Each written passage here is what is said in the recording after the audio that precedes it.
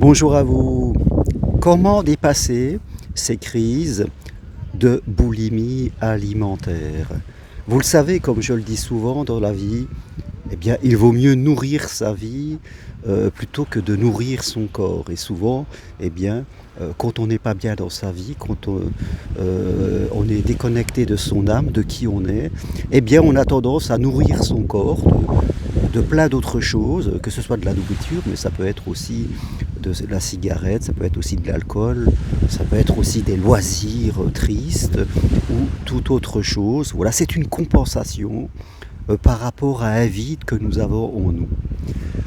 Mais souvent, cette compensation eh bien, ne fait qu'augmenter le vide que nous avons, ne le fait que l'élargir. C'est ça le principe d'une addiction. Eh bien, on croit que ça va remplir le vide que l'on a. Et en fin de compte, ça ne fait que l'agrandir et bien sûr il faut consommer encore plus pour avoir un effet, je dirais, bienfaisant temporaire. Alors c'est vrai, pour revenir à l'alimentation, depuis toujours, eh bien, l'alimentation est une récompense. Hein, quand on était petit, on nous donnait des bonbons quand ça allait bien. Et puis souvent au travail, eh bien, on fait des repas de cohésion. C'est autour de la table et du repas, eh bien, que l'on passe des beaux moments. L'alimentation est vécue vraiment comme une douceur, comme quelque chose qui va nous faire du bien, comme une caresse, je dis pas.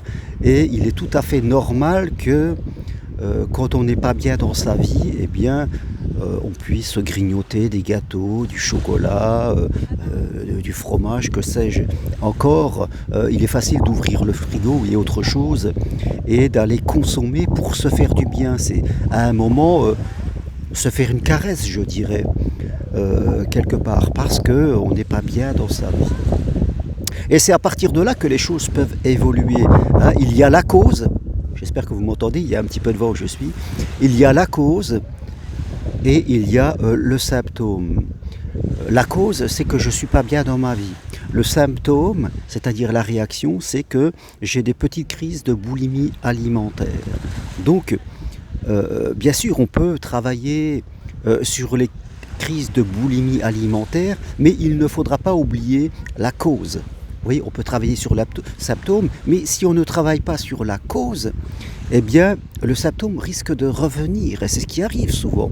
Souvent, les gens travaillent sur le symptôme, c'est-à-dire la conséquence, que ce soit la crise de boulimie alimentaire, mais ne vont pas sur la cause pour X raisons, parce qu'ils se sentent coincés, parce qu'ils ont peur de progresser, parce qu'il faut prendre des décisions. Donc, on a tendance à négliger la cause. Et on va sur le symptôme, c'est-à-dire la crise de boulimie alimentaire. On mélange le symptôme et la cause. Et ça, c'est la source de nombreux échecs. Donc, il faut travailler sur la cause. Parce que souvent, quand on travaille sur la cause, eh bien, de façon naturelle, le symptôme se réduit et disparaît. C'est-à-dire les crises disparaissent. Maintenant, c'est vrai que quelquefois, on peut travailler sur la cause. Et le symptôme reste là parce que manger est une addiction. On peut avoir une addiction au sucre, on peut avoir une addiction à la graisse. Une addiction, c'est quand le corps devient dépendant de la substance. C'est-à-dire, même si la cause, c'est-à-dire je vais mieux dans ma vie, je peux encore avoir ces crises alimentaires. Donc, le symptôme, je suis devenu dépendant. Donc là, vous, en tout cas, si vous avez des crises alimentaires, il va falloir faire ce point. Est-ce que je travaille sur ma cause ? Est-ce que j'ai conscience de ma cause ?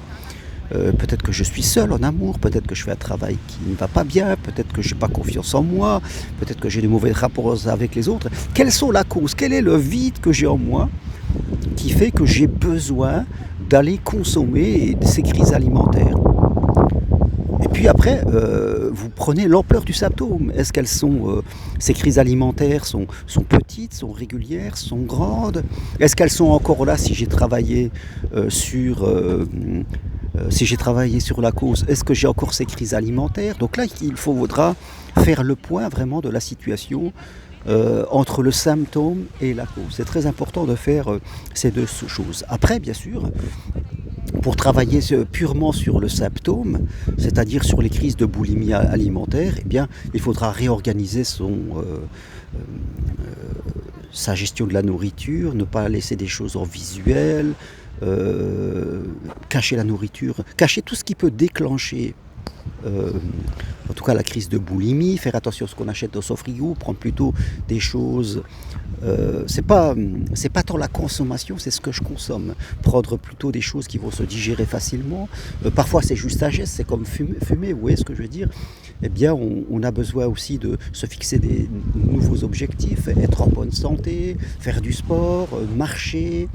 Il va falloir voilà, jouer sur la motivation pour résister au manque. Il y aura toujours un manque dans une addiction, c'est comme un fumeur, eh bien, il y a un manque, mais le manque, on peut le dépasser facilement si on se fixe aussi des objectifs, retrouver la santé, comme je le disais, être bien dans son corps, bien dans sa peau.